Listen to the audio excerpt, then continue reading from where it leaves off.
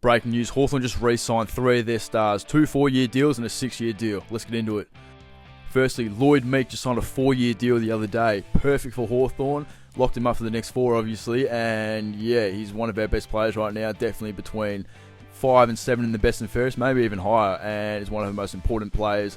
Gets the job done every week. Super consistent. Has only missed 1 game this season, I believe. But yeah, our best ruckman and one of the best rucks in the comp, by the way, has just re-signed. So big news and congratulations to Lloyd Meek on the 4-year deal. The next and probably the biggest signing is Jai Newcombe. He has signed a 6-year deal. That is massive. You don't see big deals like that much anymore. But yeah, 6 years at the club. He's only 23 at the moment.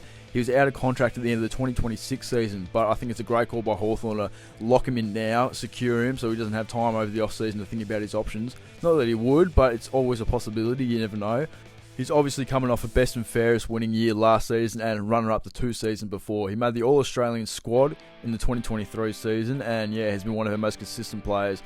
Great week in, week out, and he is that engine in the midfield next to Will Day. So perfect signing by Hawthorn and perfect time of the year considering we have a tough last month coming up. Adelaide this weekend, then Collingwood, Melbourne and Brisbane. Easily the toughest run in the competition for the last month, and hopefully this gives the team a massive boost knowing their best players are staying long term. Next is Dylan Moore. He's in talks right now signing a 4-year deal which is going to lock him away to the end of 2030. Yes, he's not out of contract until the end of next season, but Hawthorn have locked him up just like they have Newcombe, and I think this is great. He was second in the best and fairest last season and made the All-Australian team as a forward pocket. One of the best players, easily a top 3 to 4 player when he's at his best. So congratulations to Dylan on this new 4-year deal. I think it's a great decision to sign Moore and Newcombe a season earlier than they had to, because next season Hawthorn have, I think, between 10 and 15 important players, like players in their best 18 that are going to be out of contract and need to get re-signed. So get these guys locked up early so you don't have about 15 to 20 contracts to re-sign next season. And yeah, hopefully they're smart with their money. We don't know any numbers on these guys yet. They haven't been publicly shown, but yeah, still exciting news nonetheless. So these are the players out of contract at the end of 2026. Now, most of these names, I'd say 13 out of the 14 names here prove they're either important right now or going to be in a few years. And the only 2 that probably wouldn't be is McCabe.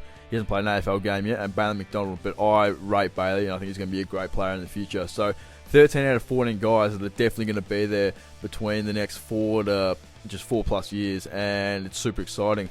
They ticked 2 names off the box today, and that leaves us with 12 at the end of next season. Who knows, we could sign, I'd say Morrison's going to get another contract pretty soon. And I don't know, maybe 4 or 5 other guys. Definitely Watson and Weddle, obviously. I think Ramsden, they're going to lock him up before another team can come and poach him. So yeah, there's a look at next year's contract signings.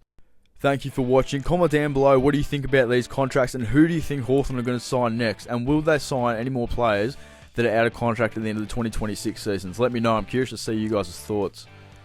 Also, tomorrow I'm going to have a video out about how Hawthorn are going to beat Adelaide and beat Collingwood and make it into the finals and potentially the top 4, because I think we can easily beat the Crows. We had about 6 players in that we didn't have against them last time. We still beat them down in Tassie. And Collingwood, people aren't saying anything about this. Collingwood had Brisbane this week and then Hawthorn on Thursday night 5 days later. So, yeah, it's anyone's game at this point.